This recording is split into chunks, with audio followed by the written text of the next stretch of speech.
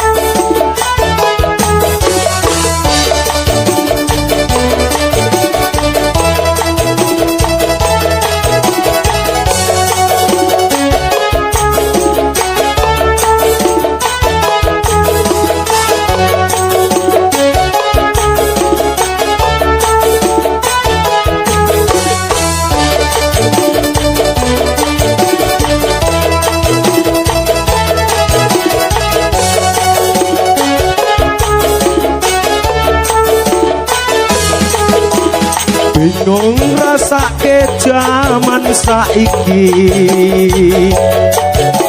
roh patrape para muda-mudi, sing wis tuwa uga emoh keri, kuping irung padha ditindiki.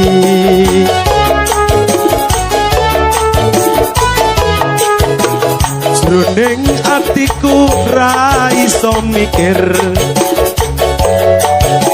yen weruh rambut padha disemir,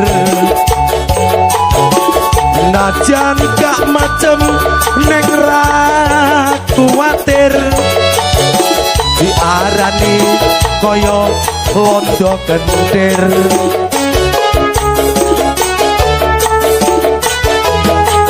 Aduh Gusti, nganggo jilbab kaya santri, jebul ora tau ngaji.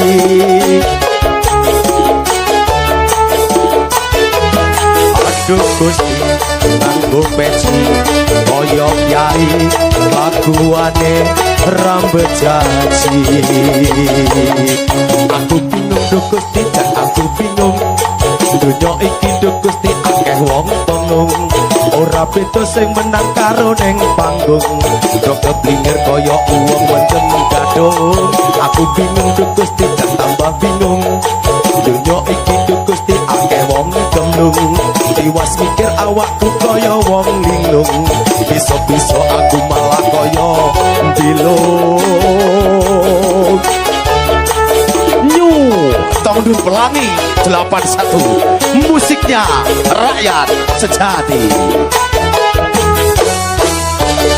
Kusuma Audio, maklernya Indonesia.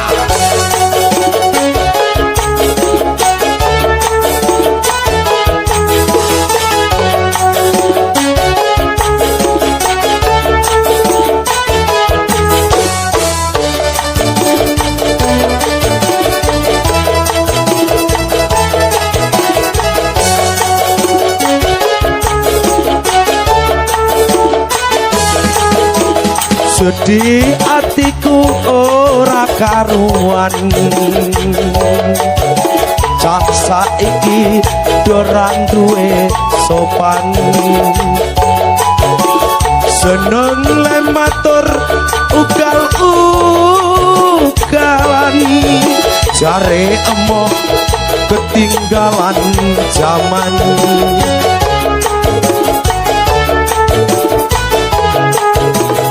Apa maneh yen ana tontonan,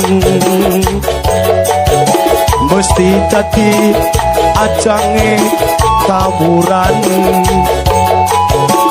bangga yen diarani jagoan, ning nangis yen wis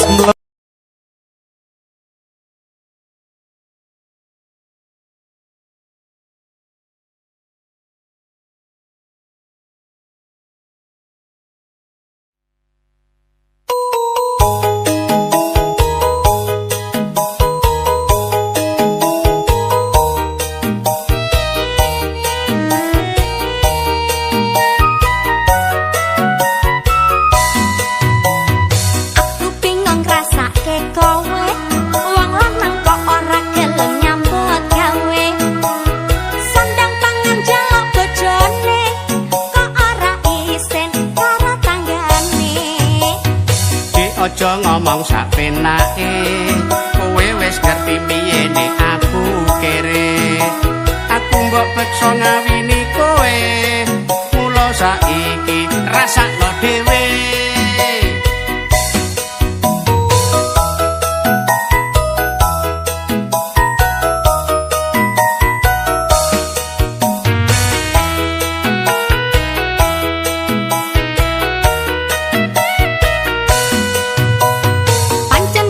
Bojoku kenter diwenehi utek kok ra dinggo mikir.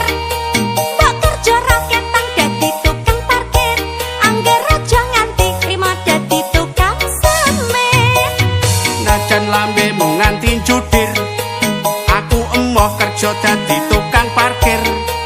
Aku gelem kerja nanging dadi bangkir.